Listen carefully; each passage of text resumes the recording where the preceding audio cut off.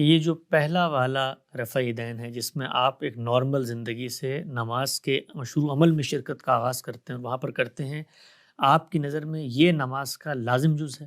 یہ لازمی حصہ اس لیے کہ یہ تو میں اپنے طور پر استنباط کر ہی نہیں سکتا تھا نا، وہ ایک بار ہو گیا تو اب اس کو کہاں کہاں کیا جا سکتا ہے، قیاس کر سکتے ہیں۔ دیکھیے میں اس کی مثال دیتا ہوں، ہم جنازہ پڑھتے ہیں، جنازہ پڑھتے ہوئے ہم 4 تکبیریں کہتے ہیں۔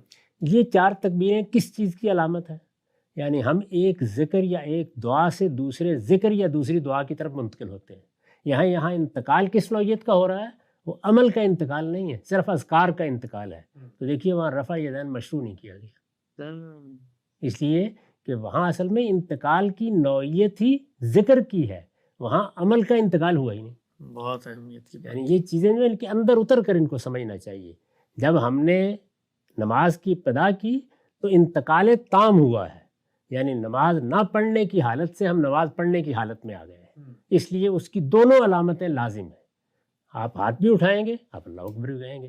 اس کے بعد انتقال ناقص ہوتا ہے، یعنی عمل میں انتقال ہوتا ہے، ہم قیام سے رکوع میں چلے جاتے ہیں، رکوع سے اٹھتے ہیں، سجدے میں چلے جاتے ہیں، لیکن یہ وہ انتقال نہیں ہے کہ ہم نماز نہیں پڑھ رہے تھے نماز میں آ گئے ہیں۔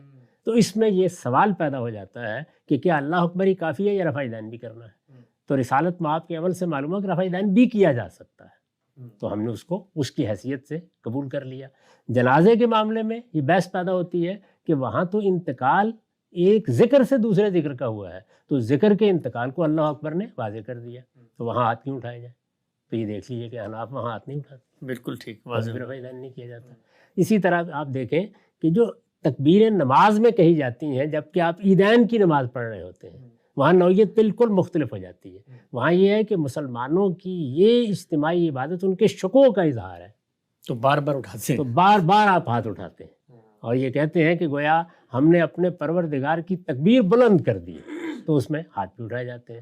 تو یہ چیزیں جن کا لحاظ رکھا ہے، اس لیے میں نے کئی مرتبہ بعض ذہین نوجوانوں کو توجہ دلائی ہے کہ اگر آپ دین کے اندر اتر کر خود دین کو سمجھنے کا عمل کریں تو دین جس طریقے سے ایک امی لقب نے ہم کو عطا فرما دیا ہے، تنہا دین اپنے پورے نظام ہی سے ثابت کر دیتا ہے کہ یہ انسان کا کام نہیں ہو سکتا۔ یعنی کسی بھی اور نظام فکر کا آپ مطالعہ کریں، اس کے اندر ایسے خلا آپ کو نظر آئیں گے۔ یہاں یہ ہے کہ معلوم ہوتا ہے ایک چیز دوسری چیز کے ساتھ جڑی ہوئی ہے، یعنی ایک چیز دوسری کے اندر سے نکل رہی ہے، ایک چیز بنیاد سے اٹھتی ہے اور پھر وہ آگے بڑھتی چلی جاتی ہے۔ یعنی وہاں عیدین کی نماز میں کہ وہ ایک اور چیز آ گئی انتقال کے علاوہ، وہ باعث بن گئی ہے کہ اب ہم ہاتھ اٹھائیں گے، چنانچہ دیکھیے وہاں صاحب ہاتھ اٹھاتے ہیں۔